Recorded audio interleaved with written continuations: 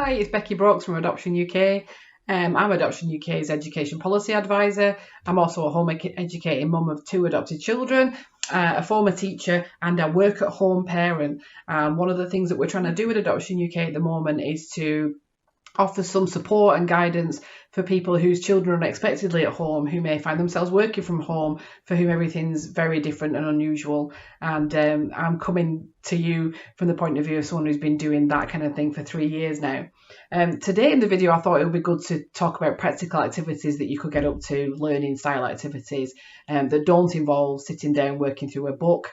And that actually involve maybe leaving the house if that's possible for you. So at the moment, as I'm saying this, the guidance is that you can leave the house for exercise purposes as long as you don't, as long as you stay socially distant from other people.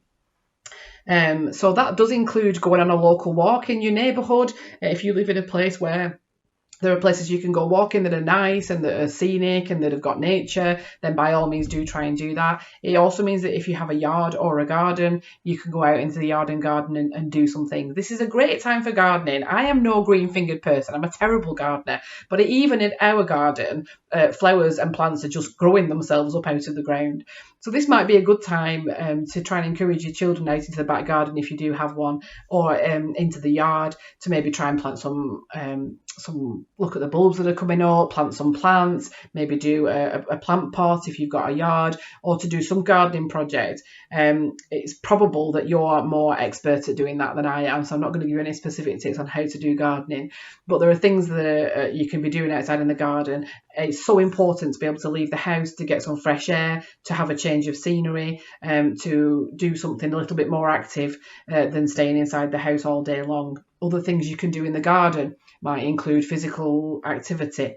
So why not think about setting your child some kind of fitness challenge and then monitoring how they get on with that over the course of the next few weeks. Let's start doing star jumps. Let's do star jumps for a minute. We'll count how many star jumps you can do on the first day. We'll practice every day for 2 weeks and we'll count how many you could do on the last day. And we'll see if you've improved your total at all. It might be that you have more than one child in the house and there could be some healthy competition if competition is healthy in your house. It isn't for everybody. There are some other things that you could think about doing outside. If the weather's dry, we do quite a fair amount of drawing things on the flagstones outside the back of our house on the patio area. So my little girl has been learning her letters and her blends and all of that at the moment. So something that we sometimes do is draw out a grid on the patio with the letters in that I'm wanting her to learn that week, 9 or 12 to make a nice grid. And then I'll name the letters and she'll throw beanbags onto them or she'll jump onto them. You can adapt that for all kinds of different learning activities. You could use it for all kinds of numerous activities as well. But it's just a physical thing. It's still learning, but it's not book work. You're outdoors, you're getting some fresh air and hopefully a little bit of physical activity being thrown into your day. If you have the space and the equipment to have a trampoline or to have a scooter or a bike, those things are all great things to be doing right now if the weather is holding.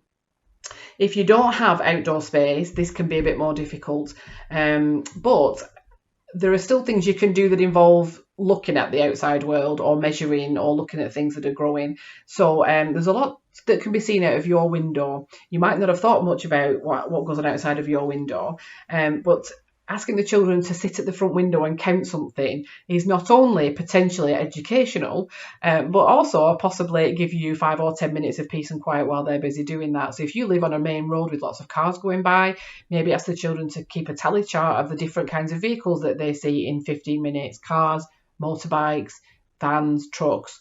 You could extend that into an activity where they create a pictogram or a bar chart to show what they found. You could do it at different times of day to see if there are more or less at different times of day. While people are still, to some extent, going about their daily business, if you live on a main road, there should be some cars to count. You might also want to look at the nature, the flora and fauna that goes on outside of your window. You might ask them to sit at the window for 15 minutes and count the birds they see and perhaps even try to identify some of them.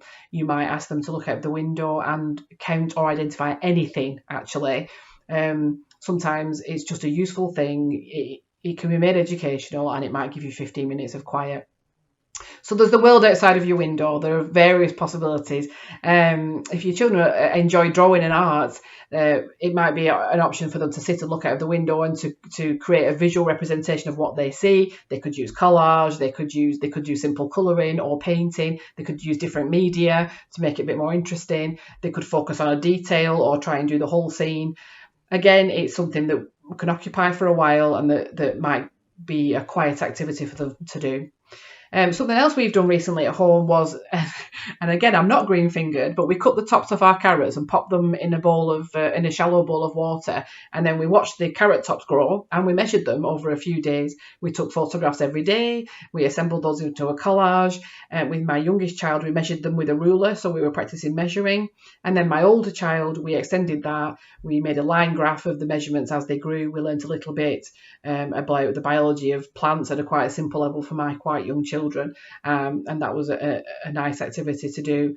That was a daily thing. You might want to consider monitoring the weather daily, maybe even setting up a weather station in your garden, collecting the rain. If you've got any kind of thermometer, measuring the temperature and keeping a chart of whether it's partially cloudy or sunny. There are loads of online resources that can support you with that. And again, if you don't have a garden or yard you can use, that's something you could at least partially do by just looking out of the window and keeping a track of the weather. So I want to encourage you to think about outdoor activities that you can do even while your movement is restricted. These are simple and fun things. They don't take a lot of resources. They don't take a lot of planning. They have educational value, and it's something you and your children can do together.